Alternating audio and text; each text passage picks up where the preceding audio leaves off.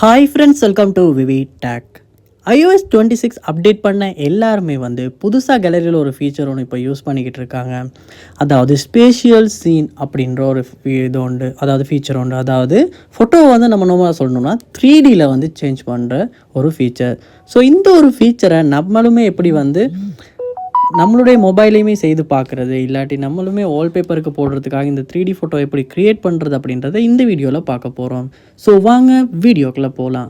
Video கடைசி வரைக்கும் skip பண்ணாமல் பாருங்கள். இதுதான் நம்ம சேனலுக்கு ஃபஸ்ட் டைம் வந்திருப்பீங்களா இருந்துச்சுன்னா, நான் தான் விக்னேஷ். மறக்காம நம்ம சேனலை சப்ஸ்கிரைப் பண்ணிட்டு அப்படியே பார்த்துட்டு பெல் ஐக்கனையும் கிளிக் பண்ணுங்கள். ஸோ இந்த ஃபீச்சரை நீங்கள் ஐஃபோனில் யூஸ் பண்ணணும்னா கண்டிப்பாக iOS 26 அப்டேட் பண்ணியிருக்கணும். அப்டேட் பண்ணியிருப்பீங்களா இருந்துச்சுன்னா, நீங்கள் கேலரியில் எந்த ஃபோட்டோ இப்படி 3Dக்கு, அதாவது இந்த ஸ்பேஷியல் சீன் அப்படின்றதுக்கு சேஞ்ச் பண்ண விரும்புகிறீங்களோ அந்த ஃபோட்டோ ஃபஸ்ட்டாக சூஸ் பண்ணிடுங்க. சூஸ் பண்ணிவிட்டு அந்த ஃபோட்டோவை செலக்ட் பண்ணதுக்கு அப்புறமா மேலே கார்னரில் பார்க்கலாம், இந்த இடத்துல புதுசாக ஒரு ஐக்கன் ஒன்று உங்களுக்கு வந்திருக்கும்.